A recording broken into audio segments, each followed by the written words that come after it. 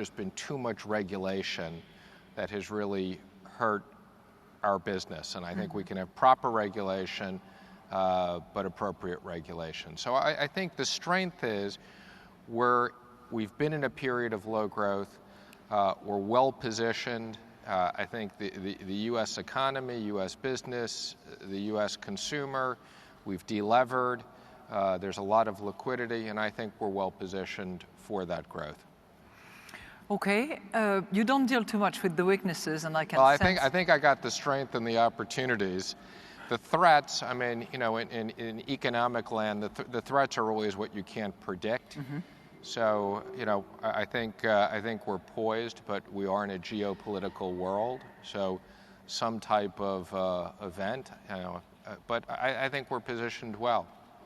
When we look at the growth potential in many economies, we see that it's reasonably low and maybe too low.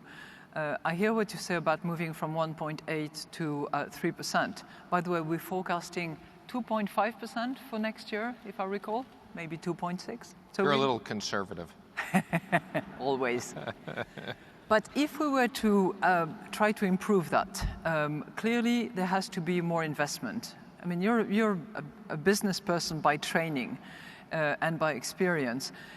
What do you think has caused the investors in the U.S. to not invest so much? Well, I think we've had an environment in the U.S. that has not been particularly business-friendly coming out of Washington. And I think one thing about the Trump administration and the president, since he's been in office, we're approaching his first 100 days coming up this week, he has reached out to literally hundreds and hundreds of business leaders, big business, small business, corporations, entrepreneurs, technology experts, manufacturers, retailers, and this administration is listening. There are a lot of good ideas out there, and it's our job to unlock those best ideas and make things work. And you know, again, if you look at the tax code, we have a tax code that is just very uncompetitive for our U.S. business. High tax rates, worldwide income deferral. It's not a surprise that there's trillions of dollars that's been left offshore. And on the regulatory front, there's so much regulation and so much conflicting regulation that it's hard to sustain the economic growth that we're looking for. But that's all in the process of changing. How do you think it will benefit workers, people whose wage has been what we have called sticky and not really increasing significantly? Well, you gave me a very kind introduction, but you actually left out a very important part of my preparation for this job, which is for the last year, I worked with the president on his campaign as his finance chairman, and I traveled the country with him. And it was a great opportunity, again, to meet with, you know, thousands and thousands of people, but hundreds and hundreds of different businesses. And we heard all across this country what needs to be done. And in particular, I think, you know, the president is very focused on creating jobs. And for many American workers, they've seen no increase in real wages during this period of time. And we're focused on that. We're focused on policies and agenda that's good for the U.S. economy, and again, good for world growth. I suppose you just mentioned the tax reform that you're working on, that I'm sure your staff is working heavily yes. on, and we know how good and talented they are. Will that have an impact on household as well? You mentioned corporate tax, but you... Yeah, major priority on the personal side, simplify personal taxes, and deliver a middle-income tax cut that will spur the economy. We need to do more things for the middle class, and we need to put more money in their pocket, and we need to simplify taxes. I mean, one of the things I do in my job is oversee the IRS, which Internal Revenue Service, which reports to the Treasury. The tax code is just way, way, way too complicated, and we want to create a system where the average American can do their taxes on a postcard, not a major book. That sounds like a dream. And how are you going to deal with all these tax lawyers? Maybe all a over big town? postcard, Okay. not one of those little postcards, but but you can still stick it in the mail, But seriously, all these tax lawyers, lobbyists, people who have taken advantage of little exemption here, little loopholes there, they're going to rebel against you. I think we refer to that as the people in the swamp. So you're going to deal with them? Yes. Okay. You mentioned something which really attracted my attention. You mentioned regulatory relief. And I remember when I was in your position in my country, I was always concerned about the fact that we were just piling regulation on the top of regulation on the top of regulation. And I had set up that principle that anything new would have to substitute two that would actually go. But that's really hard to implement. How are you going to bring about that It spirit? is hard. As I like to say, if it were easy, everybody would do it. But we're determined. And I think one of the things I do bring to this job is I've spent the last 8 years being a regional banker in the United States. So whereas in my previous life, going back to Goldman Sachs, I was in international finance. Here, I've been working with small and medium-sized businesses, and I've worked with all of the U.S. banking regulators. And in the U.S., I think, as you know, we were regulated by the Federal Reserve, the OCC, the FDIC, and the Consumer Protection Bureau. And part of my job now, chairing FSOC, which is our oversight council, is bringing the regulators together, making sure we have proper regulation, but making sure we don't have conflicting regulation. And that's, I think after the financial crisis, there was need for new regulation, but we've just gone too far in the other extreme.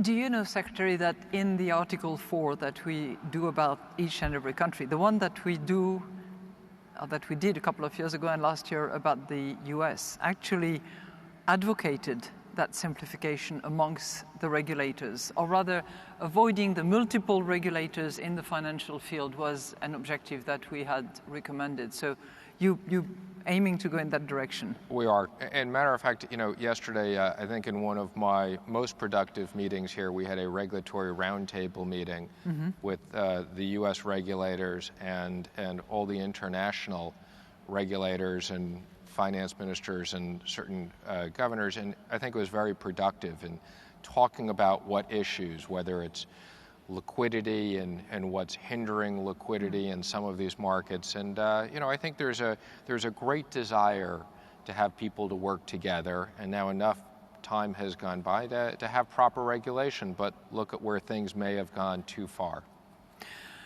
That would be music to some people's ears, but clearly you must have the ears of all the people. Bankers have special views, regulators, supervisors have other views, consumers have other views, and your mission is to reconcile all that. And I hope we can support that mission by financial stability, which is something that everybody needs so much. And I'm speaking here for having lived through 2007, 2008, and the financial crisis and the difficulties that we had after that. Financial regulations, or the reform of the regulatory environment in finance, is something that we have all worked hard on. We may have gone a bit over the top in certain areas. How do you see that being streamlined without affecting stability and security? I think that, the issue is there are some very specific things that can be refined. So I think that's really what we're discussing. Yesterday, I must say it is a pleasure to be in Washington. First of all, this is now my second meeting. Although the president's been in office 100 days, it took me a little over 30 days to get confirmed. So I've only been in office 64 or 65 days.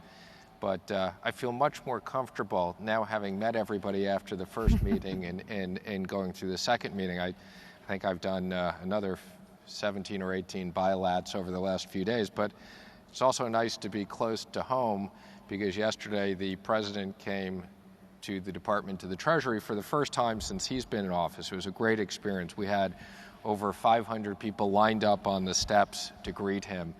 And those of you who don't know D.C. quite as well, the Treasury is literally right next to the White House. You walk out of the East Wing of the White House and you see the Treasury. So we walked from his office through the Rose Garden, through the residence, through the East Wing. He came out and he was quite surprised. We had about 500 people on the steps clapping for him. But he came over and signed 3 executive orders, one for us to look at tax regulations for the last year and a half, and 2 on certain financial regulations. And again, we're studying these things and we're going to be careful. Mm-hmm. Right. What you need to know is that Secretary Mnuchin is the champion of all bilaterals. In 2 days in Baden-Baden, he had 18 of them. I don't know many secretaries or ministers of finance who can actually duplicate that. So I don't know if it's just I'm really popular because it's the beginning of my job, or if it's going to be this way every time. This work that you're doing, tax reforms, regulatory relief with a focus and a concern about stability, because there are always trade-offs, are you going to try to be cost neutral? Will you be spending a bit of money? Will you be counting on this dynamic scoring applied to growth? What will be the direction? So, we tend to score things over a 10-year period of time. So when we talk numbers, when we're looking at taxes and budget effects and things like that, for whatever reason, we look at a 10-year period of time. It's a pretty long time to predict for 10 years, but that's the methodology. And my comment is just on the impact of growth. The difference of a little over 1% of GDP over a 10-year period of time can generate as much as $2 trillion of revenues in the U.S. So the impact of growth is staggering. The compounding effect of growth is really important. So there's no question we're looking at reforms that will pay for themselves with growth. And we look at static scoring and what we call dynamic scoring. Static is where you just take the changes and you assume there's no impact. In the case of dynamic, we assume certain economic impacts of additional growth. And as I said, under dynamic scoring, this will pay for itself. Under static scoring, there'll be short-term issues. Okay. So depending on the two, it's either budget neutral or with some fiscal Exactly. funding. Okay. Turning to something that I know is on many people's mind, trade.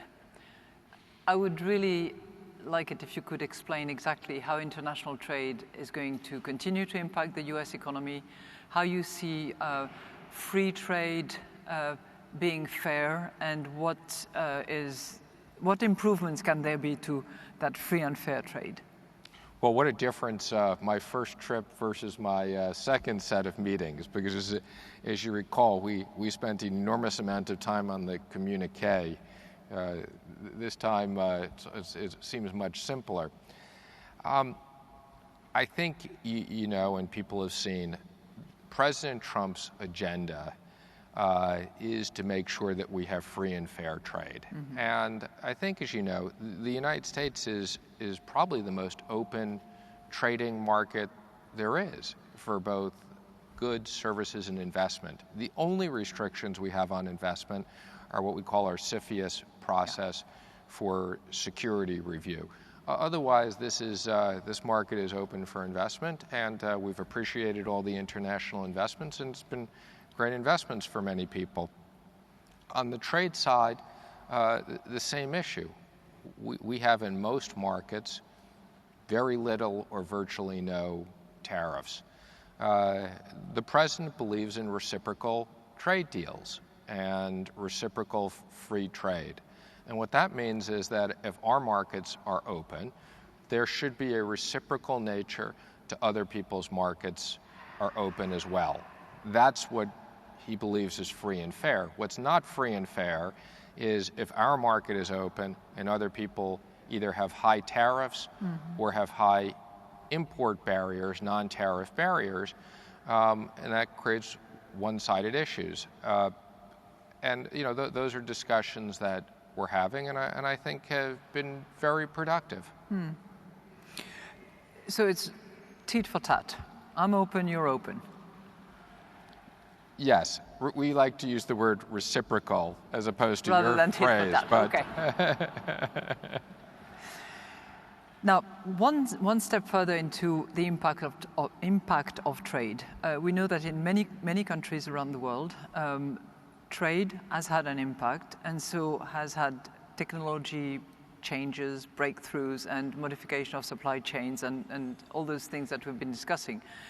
How do you think we all, countries that are affected by that phenomenon, how can we deal with that? How can we continue to embrace both change and openness while making sure that everybody benefits? Sure. So, look, I think that, first of all, I think in general we've seen that trade is good for economic growth. That appropriate and balanced trade needs to be balanced, but appropriate and balanced trade is good for economic growth. That creates certain natural competitive advantages when it's free and open. I do think, and this is one of the important roles that you play here, is making sure that the currency systems are fair and aligned, that the capital systems are fair and aligned. And in many cases, and this is true as there are changes in financial markets and trade, there are winners and losers, and we need to be careful. And I think as governments, we need to understand that and understand that needs to be managed by the private market, but also through various different focus. Right.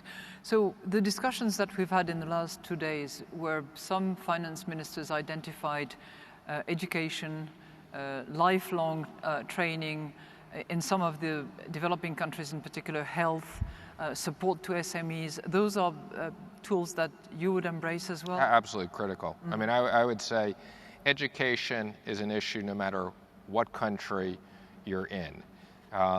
We have that issue here in the United States, even as much progress as we've made. Continue investment in education, and I think that's what creates economic opportunities. Right. So in those areas that are particularly affected, because we cannot sort of go back and re-establish what was there in the past. Education, particular focus, encouragement to investment maybe would be the way to help people retrain, recycle themselves and become again part of the economy. Absolutely. Right. Let me turn that to what I'm accustomed to, what we all are accustomed to, which is US leadership. How do you see US leadership in the global economy going forward? There's this often silly thing said, which is that when the US sneezes, the world has a cold. How do you, in a world where clearly there is interconnectedness, where things happening in the Chinese market suddenly can affect all of us, how do you see that going forward? Well, I think it works both ways. So good thing is I'm not sneezing today. But I think this goes back to my comment of sustained U.S. economic growth is good for global growth. Mm-hmm. So if we can grow the U.S. economy, that's not just good for the U.S. worker, that's good for international growth as well and creates opportunities. So that's what we're focused on, and I think if we do a good job, it will carry over in the spillover effect as well. I'm so pleased that you use the word spillover. It took me about 3 years to understand it. So you're a much faster learner than me. And then my staff, and they're excellent, started teaching me about the spillback effect. So I don't quiz you on spillback. But you are so right. Decisions that are made here in this country because of the size of the economy, because the US is the US, have spillover effects. And when we look at the interest rate raises that will be coming in the next few months, it will have impact elsewhere in the world. The spillback, by the way, they say, is if the other countries are affected out there, then they don't necessarily trade with the United States. There is less movement back and forth. How do you see the role of the United States? Because this economy, being the largest one, has also an interest in making sure that poor countries, developing countries, go up the ladder of development, participate in the global game. How do you see the US playing? Look, I think that's the importance of what we've been doing this week. I think it's the importance of the IMF, it's the importance of the World Bank and other institutions. This is why we have everybody here. Yeah. These are connected, these issues are connected. I think the IMF, one of the things I've said to you is we're going to continue to look to the IMF for you to evaluate certain things, whether it be in the monetary markets or others, and provide feedback to all of us. I think it's a very important part of the disciplines and what you do, and what's been a long history of the IMF. We will undoubtedly continue to do that. What I think will be very helpful is if the membership, and your leadership will matter, really pays attention, and that there is traction following through from our findings. And we certainly hope for that. Well, we'll be a big supporter of working with you on the findings. And the other thing I would just comment on the World Bank, and again, I'm new to some of these institutions, but I've been very impressed with the private-public partnerships that the World Bank has been working on. And I think particularly in a time period where many of our governments are under fiscal issues of how we're spending our money, I think kind of leveraging public and private capital, whether it be through the World Bank or here on our infrastructure programs, is a big priority. And I think that's something that's applicable to everyone in the room. Now, unfortunately, we do not invest, we lend. And hopefully we will continue to do so to the countries that need it badly. But your point is well taken, because in terms of public-private partnerships, we, through the Fiscal Affairs Department, are providing technical assistance to those governments which sometimes, and I've seen it for myself when I was finance minister, are sort of fooled into the idea of public-private partnership and do not really use their resources or their borrowed resources appropriately. So we can also participate in that process through technical assistance and helping them, really optimize their resources and leverage on the private sector resources. And, across the street with the bank, we work, and I'm very happy to see that Jim is heading in the direction of paying attention to our macroeconomic advice, to then do is sort of leveraging of the balance sheet of IFC, for instance. That's really good. Speaking of lending, as you know, we are involved with about 40 countries around the world. Some of them are facing some difficult challenges. How can you encourage us, and how can the institution deliver on helping countries in the direction of avoiding anti-money laundering, the financing of terrorism, corruption? It's not always easy. We do provide assistance. It's probably the fastest growing activity that we have in technical support at the moment? Yeah. So how can we do more and better in that direction? I'm really glad you brought that up, because there's different components of my job. As I like to say, domestic finance, international finance, and then there's what we call terror financing and intelligence, which I've spent an enormous amount of time on in learning about all these programs and what we do. The sanctions programs are very important. Fighting and stopping terrorist financing is some of the most important things that we do right now and your technical assistance, the assistance that we provide people. I can tell you almost in every single one of my bilaterals, we discuss these issues. It's absolutely critical, and it works. I agree with that. So that and cybersecurity are two big areas of focus for me. I think also cybersecurity as it relates to the financial infrastructure is critical, and that's also something on an international basis we've been discussing, and we'll make sure we're coordinated. You have a technology very strong background as well, because at Goldman Sachs you were the head of all this technology infrastructure that was put in place and the use of data and information. How do you think we can be, I mean, there are things that maybe we don't want to discuss openly, because clearly... Wait, is this open? There might be a few listeners around here, yes. But how do you see coordination? There is intelligence, of course. Some of the financial sector leaders are telling us that a real collective move is desirable in order to put in place the platforms. They're saying that, you know, they live in almost open space and they are open for grab, and saying to actually resist that, and particularly not so much the hacking, but the determination to destroy, which sometimes is evidenced by the exchange of information.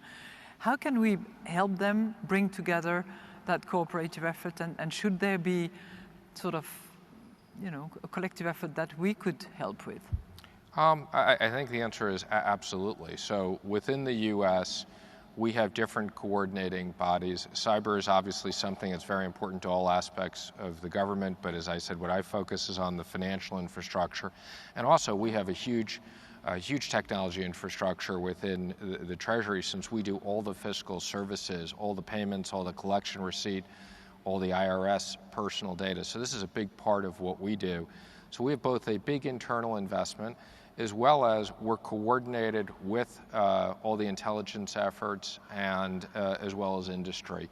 And again, I think that can be carried over on the international side as well. You know, I will comment, I gave an interview a couple of weeks ago, and someone asked me about artificial intelligence, and I made this comment of artificial intelligence that I wasn't particularly worried about it.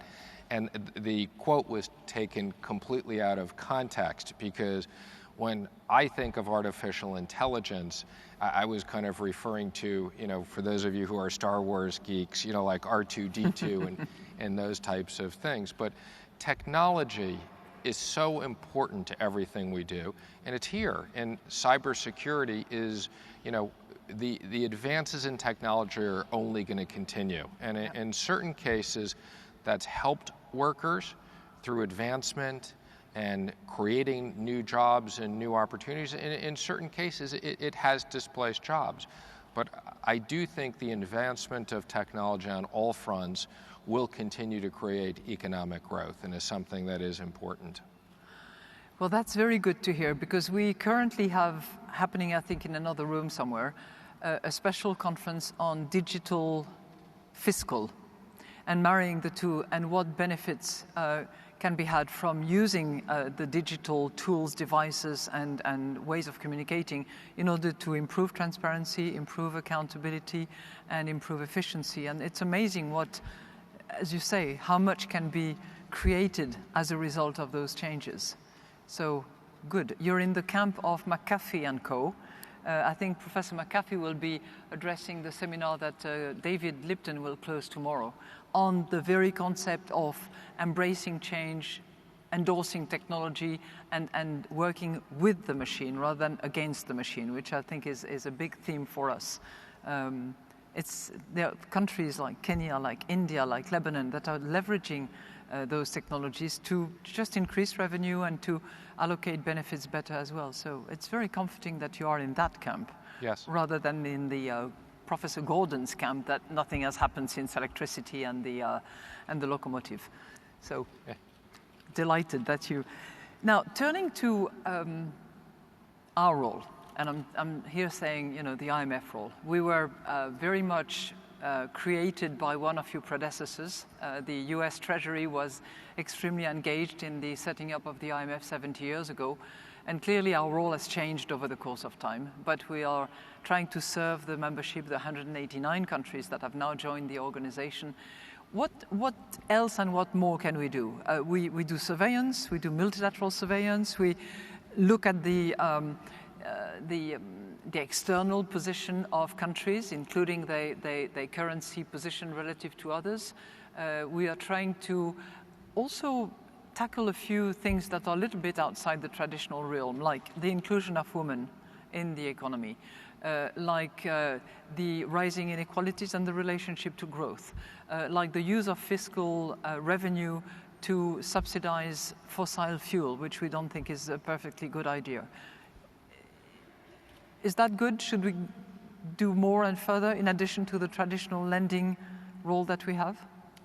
Well, look, I think you've done a great job again of an institution that has evolved from its original mandate in the right direction, but not too far. So I think the primary objectives of how the institution was set up are still critical today. But I think you have evolved, and I think we've talked about this over the last couple of days. The role of women and how we can support more women in job opportunities, particularly in evolving markets. That's critical. But I guess my comment for you would be, and this is what I think about all the time.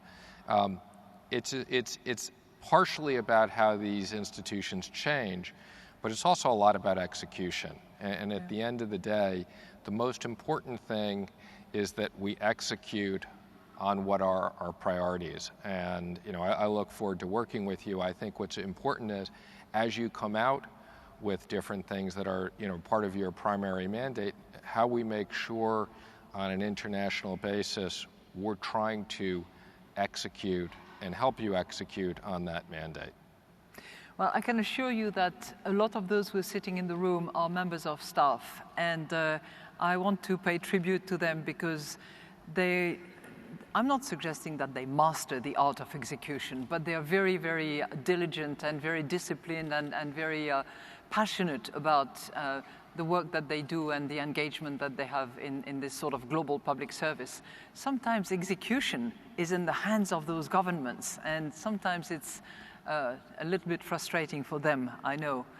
When we make a policy recommendations, we know it's going to work, and yet for all sorts of reasons it's a little bit slow in the coming, and sometimes challenged. But we love challenges. So yep. I certainly, for myself, very much look forward to your support and the support of your staff. I want to pay tribute to them as well, because we've enjoyed a very solid relationship with all of them, and I know that they have a good boss. Thank you, and I'll plug for my great staff at Treasury as well. It's a pleasure coming into this job with having all of them to make me look good. I say the same about mine. So on that note, we're going to stop here and give you a big round of applause, and you give us a big round of applause. So thank you. Thank you. Pleasure.